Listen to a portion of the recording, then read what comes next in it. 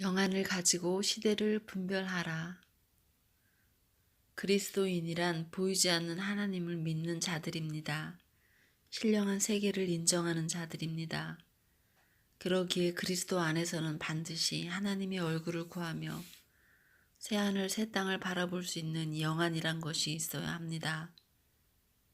영안이 있어야 영력, 하나님이 주신 힘이란 것이 생겨나며 그래야 영권, 하나님이 주신 권세를 가지고 세상 속에서 살아갈 수 있는 것입니다. 제자들 모두 다 권세를 가지고 복음을 전했음을 기억하십시오. 이처럼 너무나도 중요한 영안, 영력, 영권임에도 불구하고 맞고 틀리고가 별로 없는 포스트 모더니즘 시대 속에서는 우스운 것들이 되고 말았습니다. 책이나 영화를 통해 마법이나 허구처럼 전락되었습니다. 무엇보다 물질, 이생, 육신, 안목으로 채우려 들고 과학으로 해결하려고 합니다. 그러나 주님이 택하신 백성이라면 압니다. 아무리 풍요롭게 채워지는 물질이고 문제를 극복해가는 과학이라 해도 결국 보이지 않는 하나님 아버지의 손길이 진정 필요하다는 사실을 말입니다. 그러기에 영안을 가지고 계셔야 사실 수 있는 것입니다. 롯의 부인처럼 되돌아서서는 안 되는 것입니다. 기름 부음 받았으나 귀신 들린 사울처럼 살아서는 안 되기 때문입니다. 제자로 부름 받았으나 스스로 목숨을 끊은 가룟 유다처럼 되어서는 안 되기 때문입니다. 성경 곳곳을 보십시오. 모든 하나님의 사람들은 영안을 가지고 있었습니다. 신앙의 조상들 모두가 하나님의 뜻을 보고 들었기에 이끄심을 따라 오직 순종으로 나아갔던 것입니다.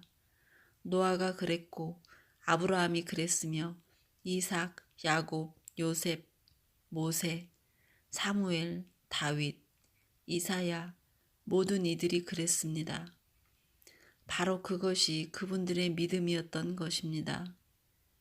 개념과 지식으로 그냥 머리에만 맴도는 것이 아닌 바라는 것의 실상이며 보이지 않는 것의 증거였기에 죽음 너머로까지 가는 믿음을 보이셨던 것입니다. 볼 수 있는 영안이 있었기에 말입니다. 믿음은 바라는 것들의 실상이요 보이지 않는 것들의 증거니 히브리서 11장 1절.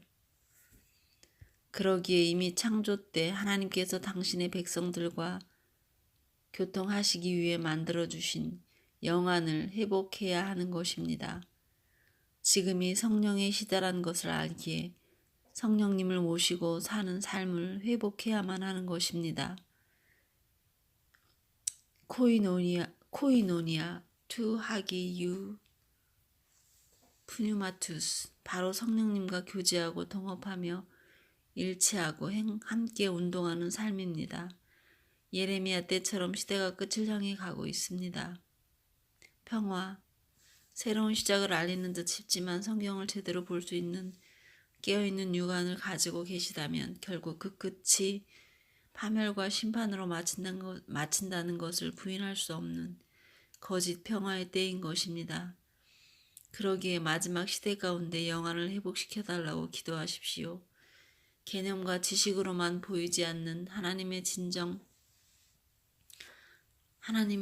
경외할 수 없습니다. 굳어버린 습관적 신앙으로는 더욱 그렇습니다. 신령한 세계를 볼 수 있는 눈을 다시 회복하십시오.